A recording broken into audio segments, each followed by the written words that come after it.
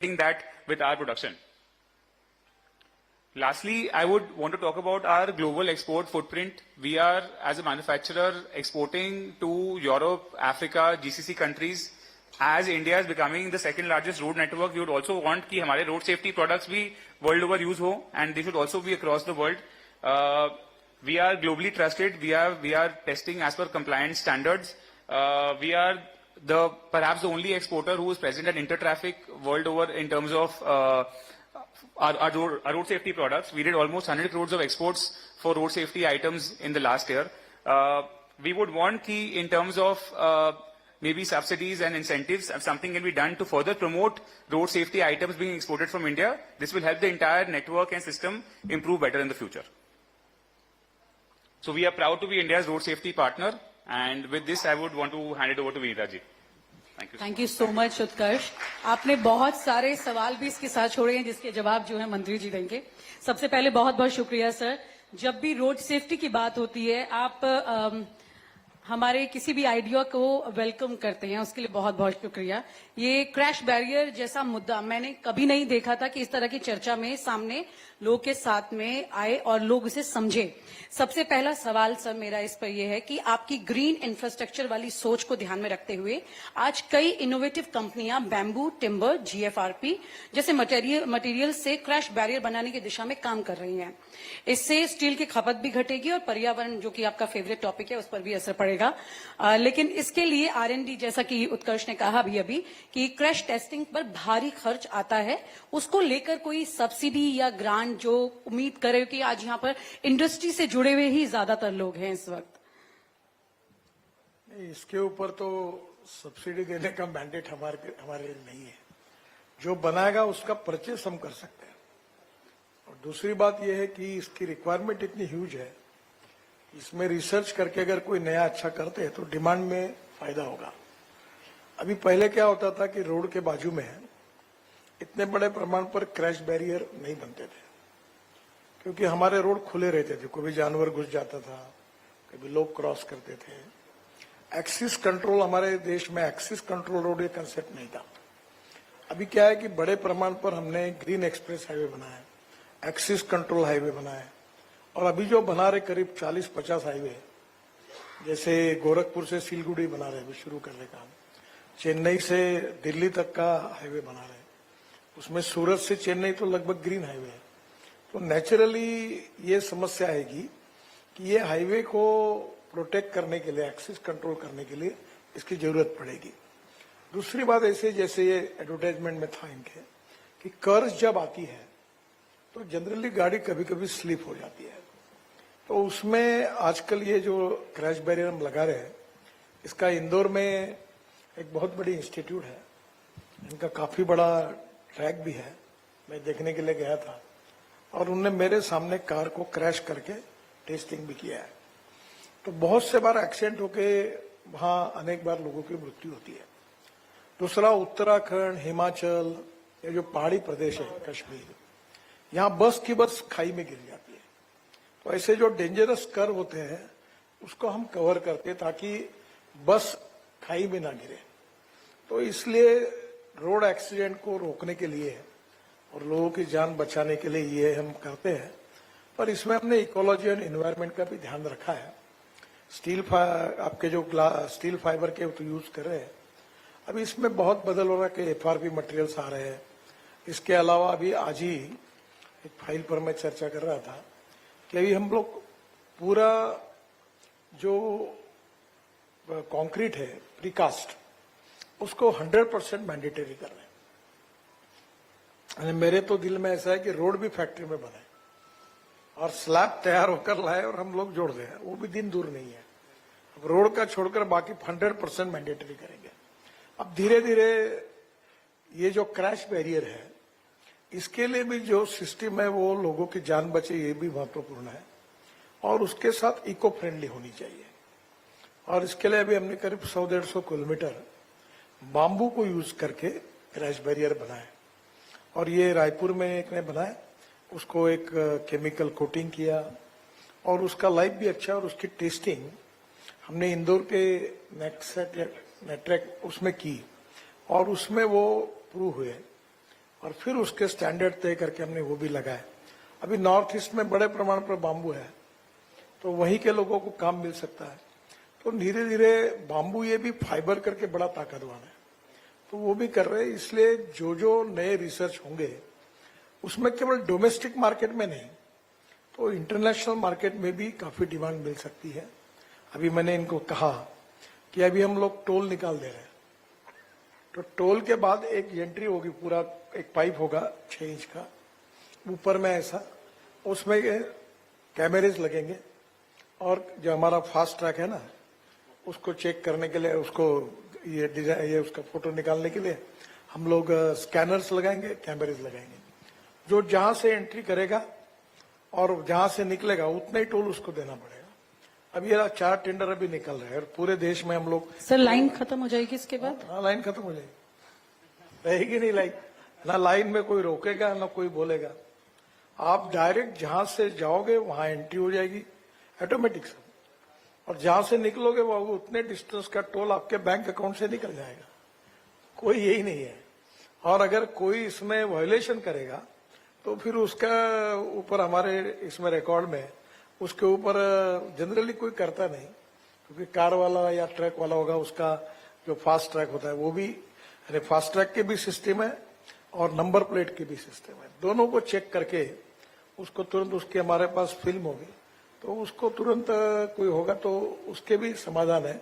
इसलिए जो टोल नाके पर जो लाइन लग गई वो खत्म हो जाएगी। और झगड़े भी हो जाते हैं हाँ? सर, और झगड़े भी हो जाते हैं। ना कोई पूछेगा आपको, ना कोई बताने की जरूरत है। सर ये बहुत अच्छा आइडिया है। ऑफ कोर्स ये फ्यूचर विजनरी लीडर के तौर पर लोग आपको हाईवे मैन तो बोलते हैं, ये भी हमेशा कहते हैं। इसीलिए मैं ये जानना चाह रही हूँ कि पिछले 10 सालों में आपने बहुत सारी चीजें की हैं इस मंत्रालय में, आपकी फेवरेट कौन सी है कि इससे मुझे सबसे ज्यादा तसल्ली हुई? जिसमें मैं देखती हूँ ईवी भी है, फास्टैग की, जैसे आपने अब और एक और स्टेप अहेड बताया, आपके दिल के करीब कौन सा है कि मैं खुश हूं मैंने ये किया? देखिए, मैं 2014 में जब मंत्री बना तो मैं बचपन से एक बात देखता था कि वो आदमी आदमी को कंधे पे रख के खींचता है या कभी साइकिल रिक्शा से खींचता है। तो मेरी बहुत इच्छा थी कि मैकेनिक्स ड्रिवन ई रिक्शा है, और करीब 1 करोड़ लोग थे जो साइकिल रिक्शा चला रहे थे और 50 लाख लोग जो थे वो ई कार चला रहे थे। तो मुझे उस समय थोड़ी तकलीफ हुई, क्योंकि मैंने अलाउ किया था कि जो एग्जिस्टिंग स्कूटर्स है, 2 व्हीलर्स है, उसके पार्ट जोड़कर ई रिक्शा बन सकता है। वो ई रिक्शा का स्टैंडर्ड हमने तैयार किया, फिर वो लॉन्च हुआ, और आज मुझे खुशी है कि करीब करीब 1.5 करोड़ लोगों को ये शोषण से मुक्ति मिली, और अब सब मैकेनिक जो ई रिक्शा, ई कार्ड सब जगह पर आया। और मैं तो ये मानता हूँ कि ये रोजगार का भी साधन बहुत बड़ा है। छोटे छोटे गांव में अभी कोई माल इधर से उधर ले जाना है, आजकल मैंने देखा कि वो ई रिक्शा वाला जो मॉडल है उसमें कोई पानीपुरी का दुकान घर में रात को ले आता है, कोई चाइनीज खिलाता है। तो धीरे धीरे एक रोजगार का साधन हुआ। तो मैकेनिक्स ड्रिवन ई रिक्शा ने रोजगार भी निर्माण किए और शोषण को भी बंद किया, और ये करने के लिए सुप्रीम कोर्ट तक लड़ाई हुई। अब मैं इसमें और सुधार कर रहा हूं। हमने भारत एनकैप रेटिंग शुरू किया है। अभी वर्ल्ड की कार्स टेस्ट करने के लिए इंडिया में आ रही है। हमने 6 एयरबैग्स इकोनॉमी मॉडल में कंपल्सरी की, काफी कुछ नए सुधार किए हैं। तो मैंने अभी ई रिक्शा को भी भारत एनकैप में स्टार रेटिंग देने का तय किया, ताकि गरीब लोगों को अच्छे क्वालिटी की रिक्शा मिले, अच्छे स्टैंडर्ड की रिक्शा मिले, 8-10 साल उसमें कोई तकलीफ ना हो, ताकि क्वालिटी के साथ इरोजन ना हो, कोई डिटोरेशन ना हो। तो नेचुरली ये जो आया उसके कारण क्वालिटी बनेगी। अब धीरे धीरे कोई दूध पहुंचाने के लिए रिक्शा यूज कर रहा है, कोई अपना सामान ले जाने के लिए कर रहा है, कोई किसान फर्टिलाइजर की बैग्स अपने घर ले जाने के लिए कर रहा है। तो अब इसमें इतने बड़े प्रमाण पर ट्रांसपोर्ट सेक्टर में रिवोल्यूशन हुआ है कि ये रिक्शा 1 टन तक माल ले जा सकता है, थोड़े साइज भी बढ़ रहे हैं। तो धीरे धीरे ये एक रोजगार का भी साधन हुआ। और ग्रामीण क्षेत्र में आप देखो, जहां बस गांव में नहीं जाती, तो बस रोड पर जहाँ खड़ी होती, वहां से गांव को जाने और आने के काम ई रिक्शा के लोगों को, गांव के लोगों को रोजगार मिला। ये मेरे हिसाब से बहुत अच्छा काम है। सर आपने बहुत करोड़ों लोगों को खुश किया, वहीं पर शहर के बहुत सारे लोग याद करते क्योंकि उनकी गाड़ियों पर बड़े वार हो गए। सर उत्कर्ष, बहुत क्यूरियोसिटी उनको थी और कई सवाल उनके जहन में भी थे, तो एक सवाल मैं उत्कर्ष। सर, हम देखते हैं कि अभी भी भारतवर्ष में काफी जगह जो बैरियर्स हैं, पुराने बैरियर्स ही लगे हुए हैं। ऑल्दो क्रैश टेस्टेड बैरियर्स भी अब आ गए हैं, पुराने बैरियर्स भी काफी जगह लगे हुए हैं। उस तरह और भी काफी जगह प्रॉब्लम्स हैं। तो on a policy level government का रोड सेफ्टी पॉलिसी क्या है, ताकि हम जो पुरानी चीजें को कैसे रिप्लेस किए जाए एंड कैसे बेटर ला पाए? देखो, हमारे टेंडर्स में कमी है। हम बोलते क्रैश बैरियर लगाओ, कैसे लगाओ, कितने साइज के लगाओ, इसके स्पेसिफिकेशन नहीं होते हैं। हम बोलते ये कंपाउंड वॉल करना है, एक्सिस कंट्रोल बंद करना है, कुत्ते भी ऊपर से जाते हैं। वो कंपाउंड वॉल का कोई मीनिंग नहीं होता। कुछ जगह पर ब्रिज से उतरते तो हम लोग वो लोहे के स्ट्रक्चर के पाइप लगाते हैं। मैं थोड़ा स्टील के बारे में जानता हूं। तो वो पाइप जो होता है वो 18 या 20 गेज का होता है। वो रस्टिंग होके सड़ जाता है, खराब होता है। तो अभी हमने ये तय किया कि हम स्टैंडर्डाइज करेंगे। और अभी जो प्रीकास्ट के बारे में कॉन्फ्रेंस हुई, उसके मिनट्स अभी आए, उसी प्रकार से हम कंपाउंड वॉल कैसी बने। अभी मैंने आपके एक कंपाउंड वॉल देखी। हम ऐसी कंपाउंड वॉल बनाएंगे कि उसके ऊपर तार लगाएंगे ताकि परिंदा भी अंदर न आ सके। अदरवाइज क्या होगा, एक्सीडेंट्स होंगे। तो अब धीरे धीरे इसके डिजाइन से मैं अभी एक्चुअली लोगों को आउटसोर्स करके सुझाव भी मांग रहा हूं कि आप बताइए कौन से मटेरियल में आए। अभी एफआरपी में लोग बना रहे हैं। एक बात इंपॉर्टेंट है कि इसमें कॉस्ट, कम से कम कॉस्ट में अच्छी से अच्छी क्वालिटी बने, ये इंपॉर्टेंट है। हम ये मैंडेटरी नहीं कर सकते कि यही बनाओ वही बनाओ, क्योंकि फिर वो लोग हमारे ऊपर नहीं एलिगेशंस लगाएंगे कि आपका इंटरेस्ट इनमें इसलिए कर रहे हैं। पर अब हमने उसके बारे में भी स्टैंडर्ड्स तय किए, इसलिए कोई घटिया क्वालिटी का नहीं लगा पाएगा। अगर क्रैश बैरियर लगाना है तो कैसे होंगे, ये भी हम लोग टेंडर में ही डालेंगे।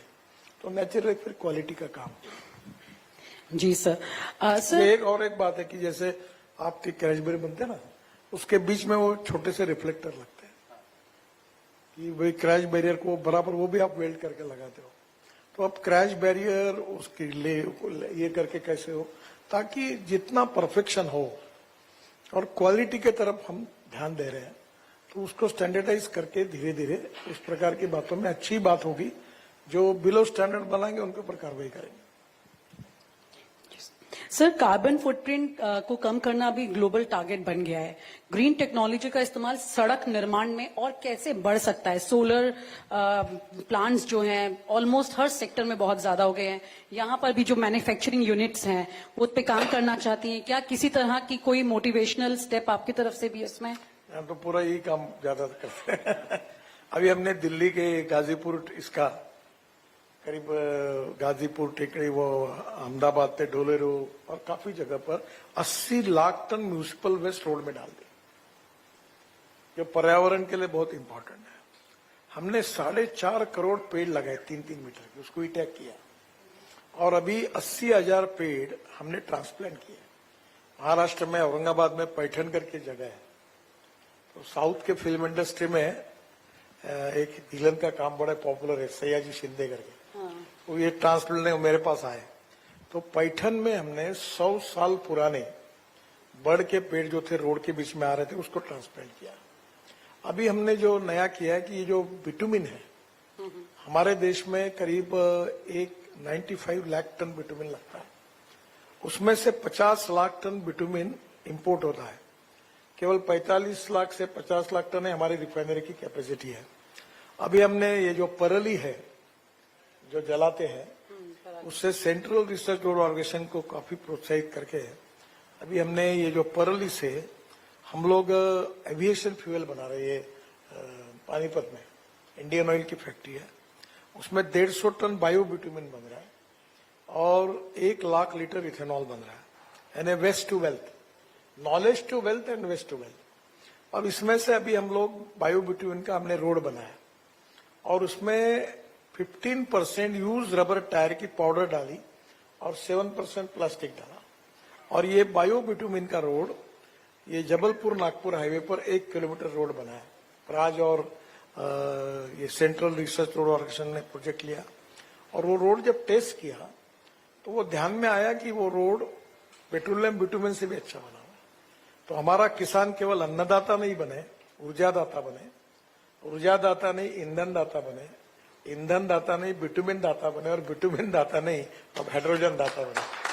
तो हम लोग उसको प्रोत्साहित करेंगे ताकि वेस्ट मटेरियल का भी उपयोग होगा, और ये परली कोई जलाएगा नहीं तो दिल्ली में प्रदूषण कम हो जाएगा। सर, मैं इसीलिए कहती हूँ कि आप सिर्फ हाईवे मैन नहीं, पर्यावरण का भी पूरी जिम्मेदारी आपने संभाली है अच्छे से। सुनील जी, एक सवाल आपसे करना चाहते थे सीएमडी उत्कर्ष। मैं ये सोच रहा था कि इंडियन रोड इंडस्ट्री को क्या चैलेंजेस हैं आज के। देखिए, इंडियन रोड इंडस्ट्री में अभी ऐसा है कि कामों की कोई कमी नहीं और पैसे की कोई कमी नहीं। मैं तो कहता हूं कि मैं जितने लाखों करोड़ में बात कर रहा हूं, हर काम होता है। लोग लाइन लगा के खड़े पैसे इन्वेस्ट करने के लिए।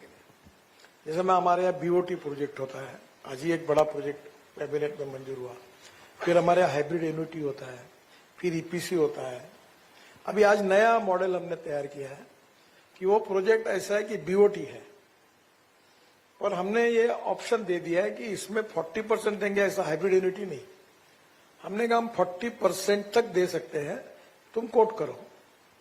तो जो कोट करेगा शायद वो बोलेगा मुझे एक भी पैसा नहीं चाहिए, कंपटीशन होगी। अभी हमने केदारनाथ में एक रोपवे बनाया है 5,000 करोड़ की, और आपको ताज्जुब होगा हम 1 रुपया भी नहीं खर्चा कर रहे हैं। उल्टा कॉन्ट्रैक्टर हमको 800 करोड़ रुपए साल के दे रहा है। सर, ये मंत्र आपसे सीखने पड़ेंगे, पैसे कहाँ से लाते हैं आप? अभी हमारे इन्विट मॉडल में हम जब मुंबई स्टॉक एक्सचेंज गए थे तो हमारा 7 दिन का टाइम था। 7 घंटे में 7 टाइम्स ओवर सब्सक्राइब हुआ, और आखिर मुझे दौड़ के आकर वो इशू घंटी बजाकर बंद करना पड़ा। मैं एक आपके मार्फत सबको आह्वान कर रहा हूं कि मैं अब रोड के द्वारा गरीब लोगों को धनवान बनाना चाहता हूं। जो छोटे छोटे लोग हैं जो सर्विस करते हैं सरकार में, प्राइवेट में, वो इन्वेस्ट करें हमारे इनविट बॉन्ड में। उनको 8.05% इंटरेस्ट ईयरली मिलेगा, पर हर महीने में इंटरेस्ट अकाउंट में जमा होगा। बैंक में तो 4.5-5 के ऊपर नहीं मिलता, तो 8.05% रेट होगा। और जो इनविट मॉडल में उनका जो शेयर होगा उसकी वैल्यू भी बढ़ती है। अभी हमारे पहले इनविट मॉडल का 100 रुपए का शेयर 140 का हो गया, तो उसके बेनिफिट भी उनको मिलते हैं। तो आज मैं ये कहता हूं कि आप जैसे हमारे पास इनविट मॉडल में हम अभी मुंबई स्टॉक एक्सचेंज जैसे बॉन्ड लेते लोग, वैसे आप लीजिए और आपको बहुत अच्छा इनकम मिलेगा रिटायर्ड लोगों को। और मैंने उसमें व्यवस्था की कि बेचारे हर महीना पेंशन या डिपॉजिट लेते हैं, मैंने कहा मंथली इनको इंटरेस्ट दो, और 50% हर इनविट मॉडल में हमने वो सुरक्षित रखा है। और इसलिए अब आपके लिए भी ये किसी को 1 लाख, किसी को 2 लाख रिटायर होने के बाद इसका मिलता रहेगा। NHI AAA रेटिंग है। स्टेक होल्डर हो जाएंगे सर वो? हाँ, बिल्कुल होने चाहिए। धनवान लोगों को धनवान बनाने के बजाय गरीब लोगों को धनवान बनाना, ये नीति हमने अपनाई है। बहुत अच्छी बात है सर। ये सर, आपका एक फेवरेट टारगेट शुरू से रहा है पिछले इतने सालों में, जो जिक्र आप लगातार अभी कर रहे हैं एनवायरनमेंट का, इसमें ईवी, बायोफ्यूल, हाइड्रोजन मोबिलिटी को लेकर मंत्रालय की आगे क्या रणनीति है? काफी स्टेप्स आप उठा चुके हैं, और कई चीजें, क्योंकि जब आप चर्चा करते हैं तो लोग कई बार ये सोचते हैं और कहते हैं कि गडकरी जी तो सपने जो होते हैं ना वो साकार करने की बात हमेशा करते हैं, और एक एक करके वो चीजें फिर धीरे धीरे दिखने भी लगती हैं। तो इस सेक्टर में क्या है, क्योंकि बहुत बड़े चेंजेस इसमें आ रहे हैं? देखिए, पहली बात तो ऐसी है कि हमारे देश में ट्रांसपोर्ट सेक्टर भी बहुत इंपॉर्टेंट है। मैं American president John F Kennedy की बात अक्सर याद रखता हूं। उन्होंने कहा था कि American roads are not good because America is rich, but America is rich because American roads are good.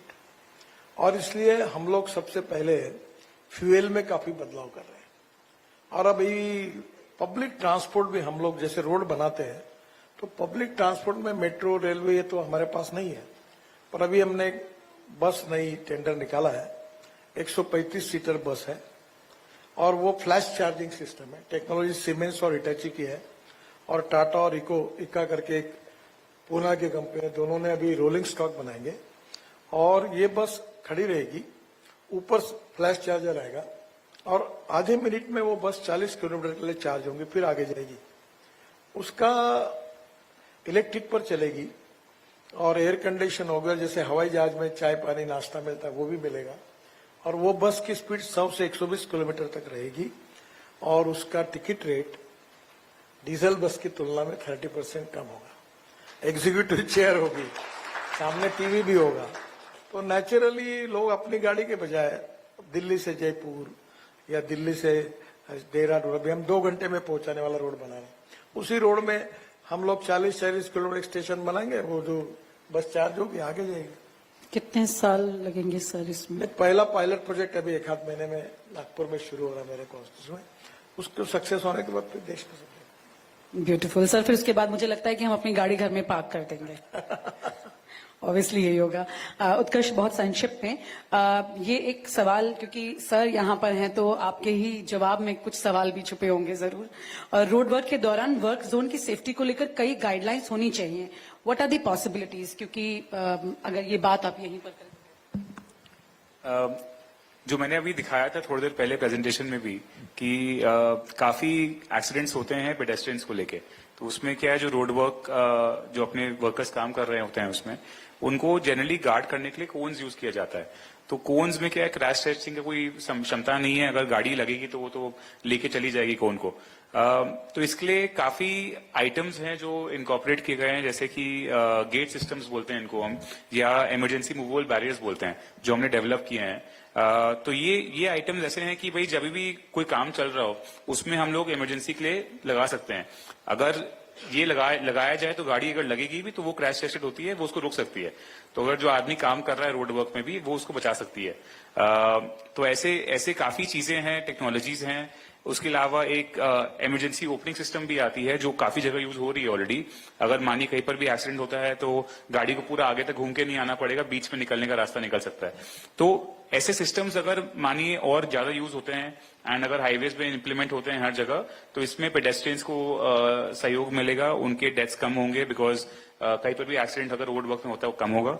And साथ साथ में कहीं पर भी एक्सीडेंट होता है तो उसमें लोगों को पहुंचने में आसानी मिलेगी इमरजेंसी सर्विसेज को।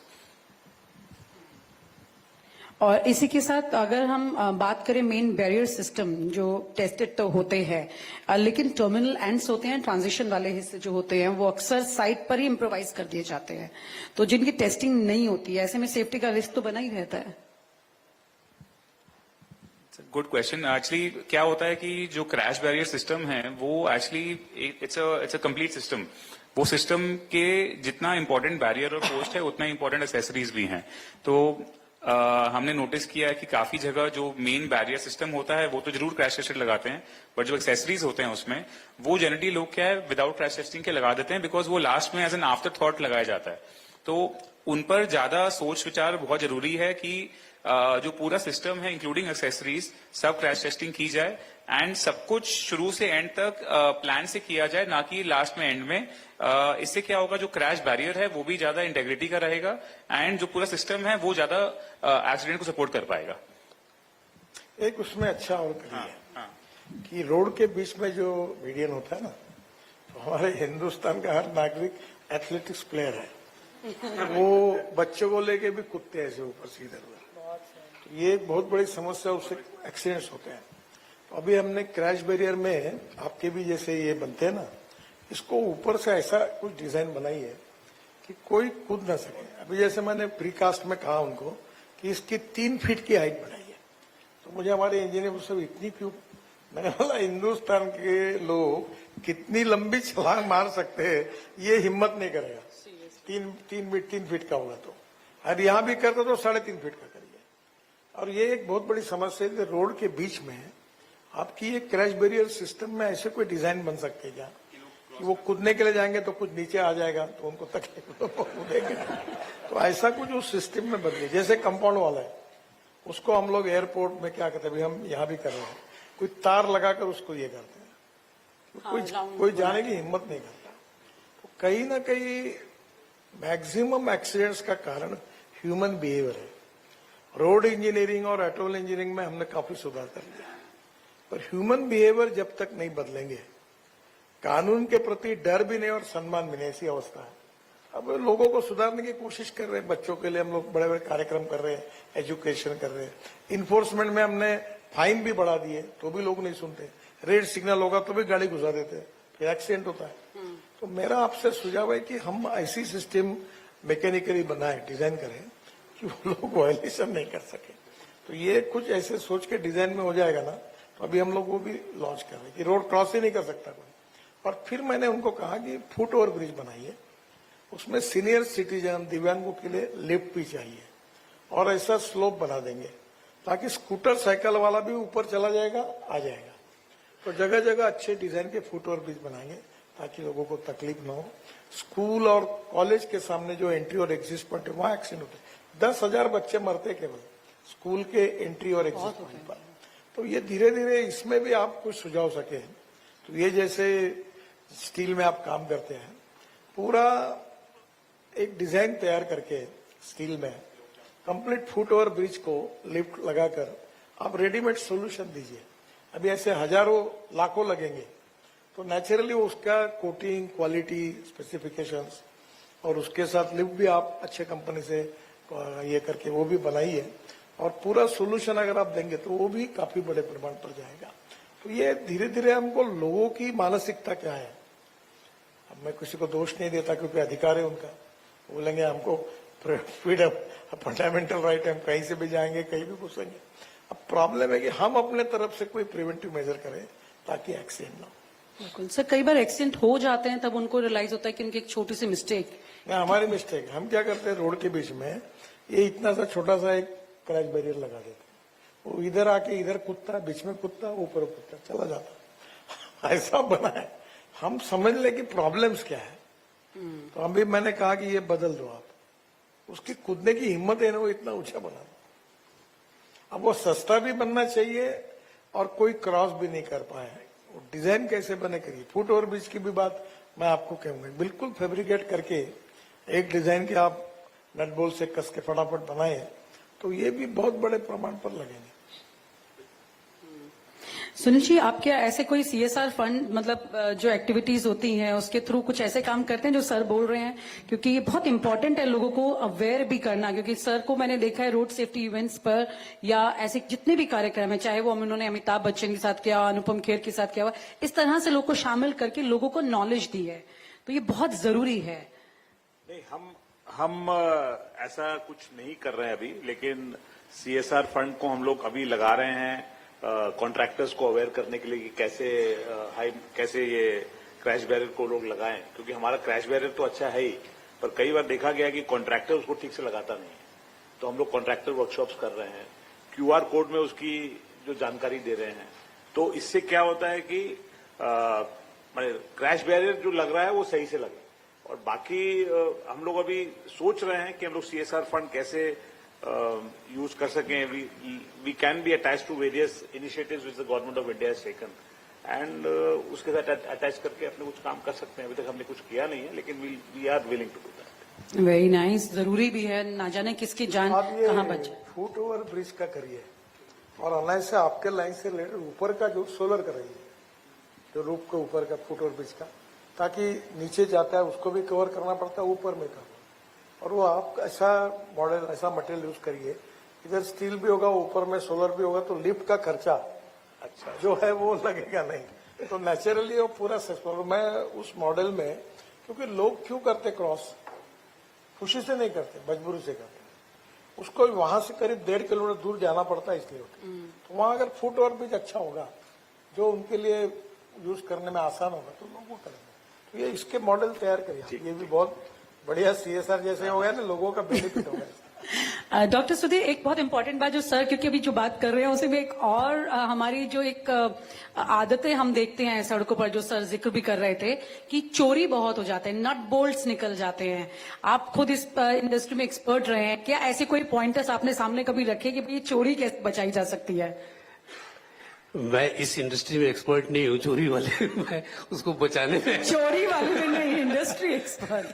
नहीं, प्रॉब्लम क्या है कि जो मटेरियल को रिसाइकलिंग किया जाता है, इसकी वैल्यू है, उसकी चोरी होती है। जैसे वो हमारे ड्रेनेज के ऊपर का ढक्कन होता है, वो कोई रात को आके निकाल देता है, उसका वो आके वो रिसाइकलिंग वालों को बेच देता है। इनके भी इसमें आजकल लोग काटते हैं रात को। नहीं, इसके बोल्ट आपको जो क्या होता है कि बोल्ट निकालना बड़ा आसान होता है, तो कुछ लोग क्या करते हैं, मैं सुबह बात भी कर रहा था कि उसको वेल्ड कर देते हैं। वेल्ड करने से वो सिस्टम बहुत रिजिड हो जाता है। तो अल्टीमेटली जो हमारा ये है कि भाई इसको फ्लेक्सिबल हो, गाड़ी वापस आ जाए, एक मीटर तक अंदर आ जाए, 0.6 मीटर तक आ जाए, वो ना होके वो फिर उसको तोड़ देता है, वो उसका फायदा नहीं है। तो उसमें कई प्रकार के बोल्ट आते हैं, एक शेयर बोल्ट आता है, एक वन वे बोल्ट आता है, आप लगा सकते हैं। अगर इसमें अलाउ हो जाए तो आप बोल्ट करेंगे, एक टॉर्क के बाद वो आगे चलेगा ही नहीं। और ऐसा होता है वन वे है, आपने टाइट कर दिया तो वापस खुलता ही नहीं है वो। और एक तरीका इसमें बोल्ट का ऐसा होता है कि आप अगर जैसे मैन्युफैक्चर कर रहे हैं, आप एक स्पेशल बोल्ट बना लें जो इसका स्पैनर स्टैंडर्ड नहीं है, तो आप काम करें, उसका हेड ऐसा है कि आप जब आएंगे आप ही लगाते भी हैं। तो हम तो जैसे काम करते हैं आपसे, तो आप लगाते हैं, तो आपने वो स्पैनर से उसको टाइट कर दिया, मार्केट में वो स्पैनर है ही नहीं है, वो खुलेगा ही नहीं। तो इस तरीके से अगर काम करें, और चौथा, अगर सर ने बोला कि उसकी स्क्रैप वैल्यू ना हो तो लोग चोरी क्यों करें, तो एफआरपी वाली शीट लगा दें, चाहे उसके ऊपर एक ऐसा पेंट कर दिया जाए जो कि न उतरे। ऐसा करते हैं, बाहर किया यूरोप में, उन्होंने भी उनको तो वो पेंट जो है वो लगाने के बाद वो उतरता नहीं है, तो इस मटेरियल की जो है वैल्यू कम हो जाती है। तो फिर उसको उतारने के लिए इतना मेहनत करने के लिए कोई जाता नहीं। स्पेशली जो हम लोग न्यू मतलब आप कह रहे बैरियर डिजाइन का थोड़ा सा इशू। हाँ, ग्रीन एक्सप्रेस अगर बना रहे तो वहां पे हर जगह पे आप इतना कंट्रोल नहीं है आपकी, देखते रहे तो वहां कहीं ना कहीं चोरी होती रहती है। तो this is what we can do about the chori. मुझे लगता है सर क्रैश बैरियर डिजाइन पर, चोरी पर, उसकी और बेटरमेंट पर आपने काफी सारे पॉइंटर्स दिए हैं, लेकिन कोई ऐसा खास मैसेज, क्योंकि सब लोग काफी दूर से आए हैं, दिल्ली के बाहर से भी आए हैं, और वो आपसे सुनना चाहते हैं कोई ऐसी खास बात जो क्रैश बैरियर इंडस्ट्री में जिंदगी भी बचा सके, पैसे की लागत भी कम लग सके और इको फ्रेंडली भी हो। सबसे पहली बात है कि गाड़ी में बैठते समय बेल्ट लगाइए। और आजकल मुझे अच्छा नहीं लगता, मैं करीब 5-6 राज्यों के मुख्यमंत्रियों की गाड़ी में बैठा, तो वो एक क्लिप आती है, वो अमेज़न पे मिलती थी, वो क्लिप लगाती, मैंने उसको डांटा, ये बिना बेल्ट लगाए ड्राइवर को बताता कि मत करिए, ये कानून अभी हमने इसके लिए पेनल्टी लगाई है, बेल्ट नहीं पहना हुआ मिला तो फाइन होता है 1000 रुपए। तो सर मुख्यमंत्री खुद कर रहे हैं? नहीं, मुख्यमंत्री जी को भी मैंने समझाया कि अब ये पिन लगाने वाला ये रखो, क्योंकि वो पिन नहीं लगाए तो वो टाव टाव आवाज आता है, तो इसके लिए वो पिन लगा देते हैं। तो पहली बात, अपने लाइफ से मत खेलिए। दूसरी बात, अभी हमने नियम किया है कि हम लोग बस में भी, और जैसे हवाई जहाज में होता है वैसी सीट में, बस में भी आपको बेल्ट लगाने का रखा है। और तीसरी बात, गाड़ी में अब पीछे वाले सीट में भी बेल्ट लगाना मैंडेटरी किया है। विदेशों में लोग बहुत चिंता करते हैं, इसलिए वहां एक्सीडेंट में अगर कभी होता है तो लोगों की जान बच जाए। बेल्ट लगाने से जान बच सकती है। हेलमेट पहनने के न पहनने के कारण 30,000 लोगों की मृत्यु हुई है, अगर हेलमेट पहनते तो नहीं होती थी। तो ऐसी छोटी छोटी बातें जो है वो अगर लोग उसका अगर उपयोग करेंगे तो मरने वाले लोगों की संख्या एकदम कम हो जाएगी। तो मुझे लगता है ये एक। और दूसरी बात, अभी हमने एक स्कीम तैयार की है कि कोई एक्सीडेंट होगा तो पहले कोई झंझट में मत पड़ो, पुलिस अपने को तकलीफ देगी, वो भी कानून बदल गया। अब अगर आप उस एक्सीडेंट में जो विक्टिम है उसको उठाकर हॉस्पिटल पहुंचाएंगे तो आपको राहगीर करके हम पुरस्कार देंगे 25,000 रुपए का। तो ये हमने किया, तो लोगों की मदद करिए, ये मेरा। Very nice step. दूसरी बात, वेरी नाइस। कोई भी एक्सीडेंट किसी भी रोड पर हो, डिस्ट्रिक्ट रोड पर हो, हाईवे पर हो, स्टेट पर हो, नेशनल हाईवे पर हो, जो भी हॉस्पिटल में एडमिट करेंगे तो मिनिमम 1.5 लाख रुपए और 7 दिन का जितना खर्चा होगा, मैक्सिमम अप टू 1.5 लाख, हम उतना पैसा तुरंत, वो पूरा डिटेल एफआईआर से तुरंत हमारे वेबसाइट पे भेज दे, हम उनके अकाउंट में, डॉक्टर के अकाउंट में वो बिल के हिसाब से पैसा जमा करेंगे। तो ये उद्देश्य यही है कि लोगों की जान बचे। और ये कभी ना कभी कुछ ऐसा भी होता है कि एक आधे बार बहुत सीरियस एक्सीडेंट हुआ और आपने अगर अस्पताल पहुंचाया तो किसी के आंख, उसके ऑर्गन्स उपयोग में आ सकते जो दूसरे को जान दे सकते हैं। तो लोगों ने इसमें सुमोटो अगर थोड़ा सा पॉजिटिविटी के साथ अगर मदद की तो हम लोगों की जान भी बचा सकते हैं, और कहीं जान नहीं बच रही तो दूसरे लोगों को उस ऑर्गन्स का उपयोग करके उनके जीवन को भी बदल सकते हैं। अब ये दोनों बातें लोगों ने स्पॉन्टेनियस करनी चाहिए, इसके लिए हम भी अभियान चला रहे हैं। आप भी, आपके मार्फत लोगों तक जाएगा तो ये बातों से बहुत लोगों के सुरक्षा के लिए अच्छा फायदा होगा। 4.5 लाख से ज्यादा एक्सीडेंट होना और 1.5 लाख से ज्यादा मौतें होना, और जो आपने स्कीम बताई है 25,000 रुपए किसी के अकाउंट में जाएगा, तो जाहिर है ना जाने कितने लोग की जिंदगी जो सड़क पर चली जाती है एक्सीडेंट के बाद वो बच जाएगी। सर कुछ क्वेश्चंस एक दो हैं जो पूछना चाहते हैं लोग आपसे, क्योंकि सुबह से सब यहाँ पर इंतजार कर रहे थे, तो एक दो सवाल। Yes Sir, first of all, many happy birthday to you, sir. Belated happy birthday. Sir मेरा क्वेश्चन आपसे ये है कि आपने मेटल बीम क्रैश बैरियर में रिफ्लेक्टर्स की बात की। सर रिफ्लेक्टर्स बड़े इंपॉर्टेंट है। मैंने अभी भी देखा है कि नए प्रोजेक्ट में रिफ्लेक्टर्स लग रहे हैं, बट अभी भी सर दिल्ली जैसे शहर में हम गुड़गांव ट्रेवल करते हैं, रिफ्लेक्टिव सर नहीं है, और रिफ्लेक्टिव से sir metal beam crash barrier की विजिबिलिटी बढ़ जाती है। तो मेरा सर आपसे यही क्वेश्चन है, अब तो सर दिल्ली में आपकी सरकार है और हर जगह हम बारापुल्ला से मैं आता हूं, मुझे लगता है कई बार सर क्रैश बैरियर सर दिखाई नहीं देता। तो सर मेरा केवल आपसे यही सर मेरी अनुरोध है आपसे कि आप ऐसा कुछ करें कि हमारे दिल्ली शहर में इवन और हर जगह रिफ्लेक्टिव्स और प्रॉपर लगें, जिससे सर उसकी विजिबिलिटी बढ़ जाए। आपके बात बिल्कुल बराबर है। हमारे आईआरसी के चेयरमैन थे, अभी रिटायर्ड हो गए, यही है। ये अच्छा सुझाव है कि आप उसको जरूर रिकमेंड करिए कि रिफ्लेक्टर के बीच में एक 3-3, 4-4 मीटर, 5-5 मीटर के बाद इसमें हमारे क्रैश बैरियर में रिफ्लेक्टर लगे, और रोड के बीच में जो है मीडियम, उसके बीच में भी छोटे छोटे रिफ्लेक्टर लगते हैं, तो वो भी लोगों की जान बचाने के लिए, दोनों के लिए बहुत प्रिवेंटिव मेजर्स। सर बारापुल्ला का मैं एग्जांपल दूंगा। बारापुल्ला हम कई बार ट्रेवल करते हैं सर, रात को अभी आप द्वारका एक्सप्रेस हाईवे नहीं गए गुड़गांव? सर द्वारका में गए हैं, द्वारका बहुत अच्छा है, बट मुझे लगता है दिल्ली शहर को उधर सर लगा है। सर आपका विजन इतना अच्छा है, मुझे लगता है कि सर दिल्ली शहर को हम शंघाई बना सकते हैं, और इसमें आपका सर आपका सहयोग बहुत इम्पोर्टेंट है सर। कर रहे सहयोग। अभी हम दिल्ली एनसीआर में 1 लाख करोड़ के काम कर रहे हैं। जी सर। अभी ये द्वारका एक्सप्रेस हाईवे कहीं जल्दी 2 दिन में टनल 2 तैयार हो रही, वो जो दूसरा है एक हमने पानीपत से आते हुए बड़ा रोड बनाया 10,000 करोड़ का। अभी दिल्ली में ये कालिंदी कुछ का रोड बनाया, तो हम लोग और दिल्ली के लिए और बड़े प्रमाण पर ट्रैफिक जाम और पोल्यूशन से मुक्त उसका प्लान तैयार कर रहे हैं। अभी इसी 22 तारीख को मुख्यमंत्री के साथ मीटिंग थी, मुझे कुछ अड़चन आई, अभी हम कर रहे हैं वो मीटिंग, और दिल्ली को बिल्कुल अच्छी तरह सुरक्षित करना रोड की दृष्टि से हम प्रयास करेंगे। Thank you so much sir. Sir सड़क पर जो कोन्स रख दिए जाते हैं, आपको लगता है इसका कुछ खास इम्पैक्ट होता है? क्योंकि कुछ चर्चाएं हो रही थी जो कि ड्राइवर चलाता है ना गाड़ी, तो उसमें उसका उपयोग होता है। जब वो कभी गाड़ी डैश करे तो वो रिफ्लेक्टर के कारण तुरंत संभल जाता है।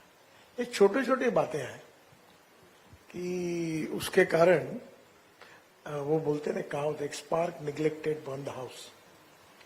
तो छोटा सा स्पार्क भी है, उसको रेक्टिफिकेशन करना ये बहुत जरूरी है, और इन सब का अपना अपना इम्पैक्ट है।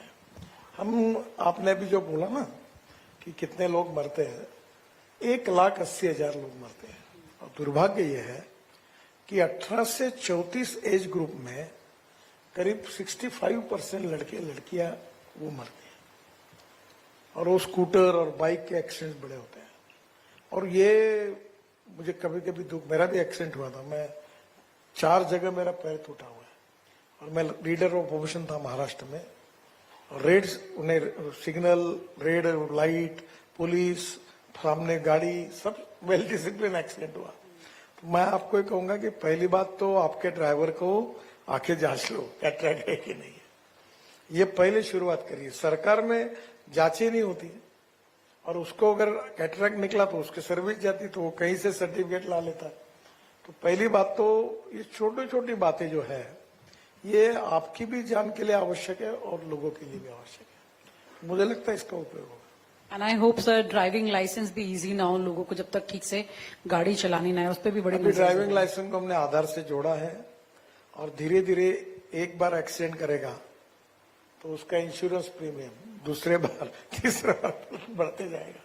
और अभी हम लोग रिटर्न टेस्ट भी कर रहे हैं, कंप्यूटर पे बैठकर या मोबाइल फोन पर आपको एक टेस्ट भी देनी पड़ेगी, और अभी ड्राइविंग लाइसेंस पहले तो घर बैठे मिलता था, अभी बहुत मुश्किल है।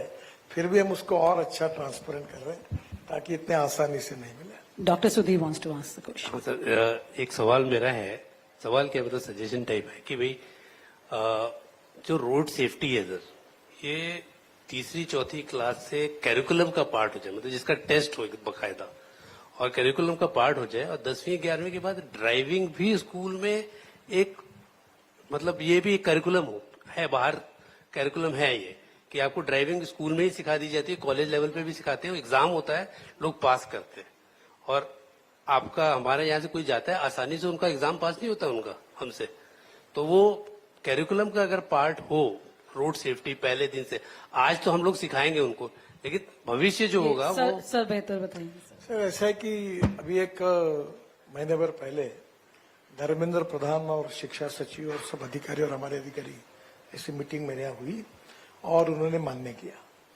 तो अब प्राथमिक माध्यमिक और इसके लेवल पर वो कोर्सेज बनाकर वो आएंगे।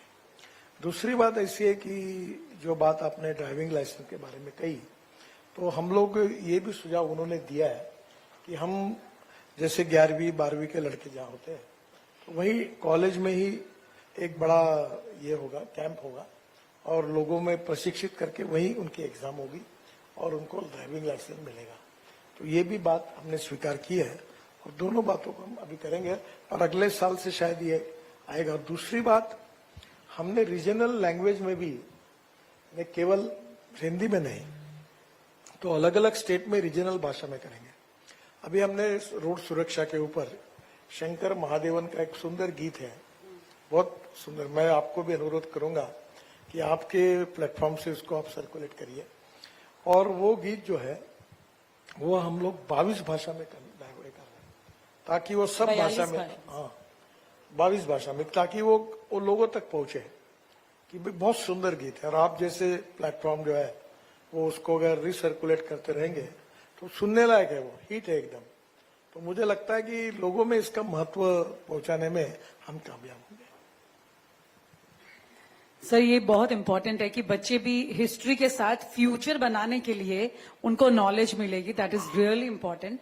और ये जो सॉन्ग आपने जिक्र किया है, अभी आपका तो समय कम है, लेकिन हम यहाँ पर जितने लोग मौजूद हैं उन्हें सुनाएंगे आप अभी जरूर। सुना दीजिए, मैं रुकूंगा लगे तो। बहुत सुंदर वेरी नाइस सर। है आपके पास? बिल्कुल सर। वो अभी रोड सेफ्टी पर सर जब भी आपसे मतलब बात होती है और आप हमेशा उसके बारे में ये जिक्र सॉन्ग करते हैं। आप लगाने के बाद सबको कहिए कि आपके साइड से लेकर आप उसको रिट्वीट करिए, ताकि ये लोगों तक जाएगा। बहुत सुंदर। जितने लोग यहाँ मौजूद हैं, मुझे लगता है सब इस सॉन्ग को डाउनलोड भी कर लेंगे और आगे लोगों को बढ़ाएंगे, क्योंकि सब आज स्पेशली आपको सुनने आए, तो आपकी ये बात तो जरूर सुनेंगे।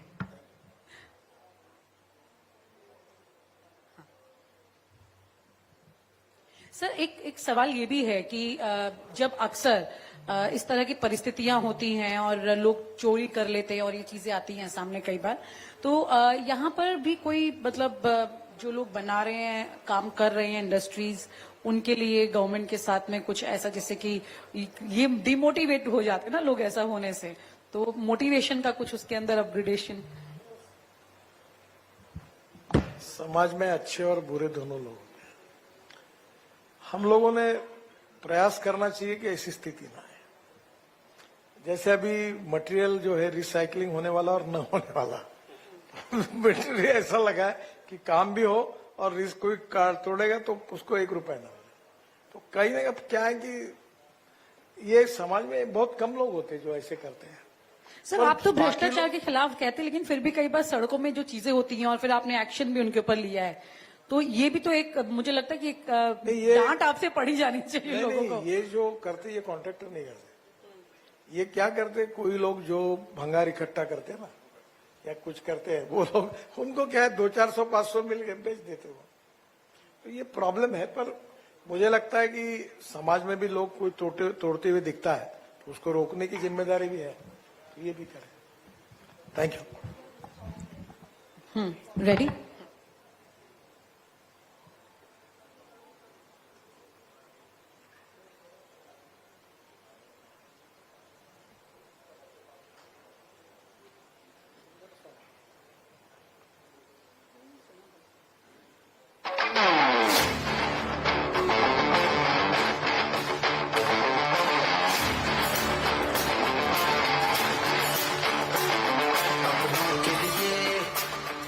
और अपने लिए, धड़कन के लिए, जीवन के लिए एक वादा दोहराते रहेंगे। परवाह करेंगे, परवाह करेंगे, परवाह करेंगे, सुरक्षित रहेंगे। परवाह करेंगे, परवाह करेंगे, परवाह करेंगे, सुरक्षित रहेंगे। चलो यार ध्यान से, ध्यान से, संभल के, चलो रे बाबू ध्यान से, ध्यान से, संभल के, परवाह करेंगे, सुरक्षित रहेंगे।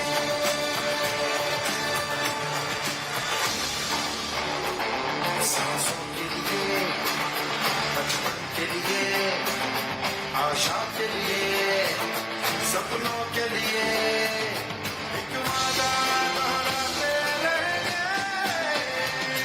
परवाह करेंगे, परवाह करेंगे, परवाह करेंगे, सुरक्षित रहेंगे। परवाह करेंगे, परवाह करेंगे, परवाह करेंगे, सुरक्षित रहेंगे। चलिए ध्यान से, ध्यान से, संभल के, चलिए ध्यान से, ध्यान से, संभल के, परवाह करेंगे, सुरक्षित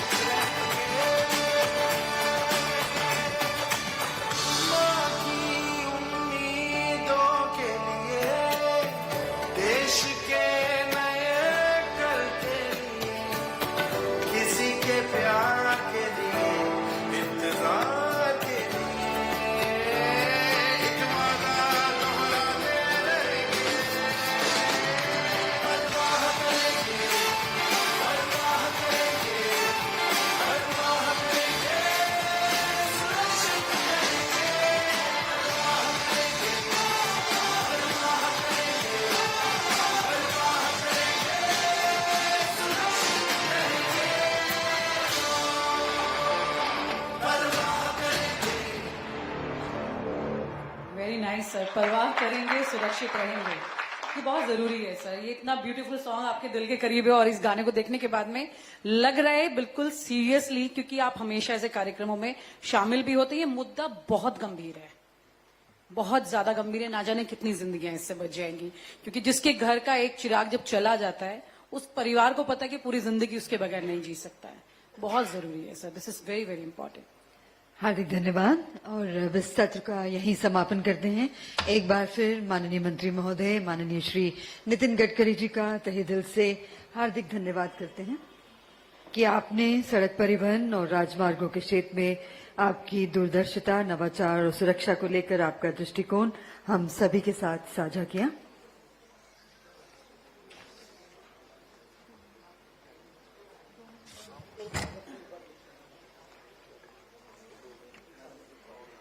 और जैसा कि आप सभी जानते हैं, माननीय श्री नितिन गडकरी जी का जन्मदिवस 27 मई को था। आज उनके शुभ आगमन से ये कार्यक्रम गौरवमयी हो उठा है। कार्यक्रम की इस सुखद समाप्ति के अवसर पर हम सब मिलकर माननीय मंत्री महोदय जी का जन्मदिवस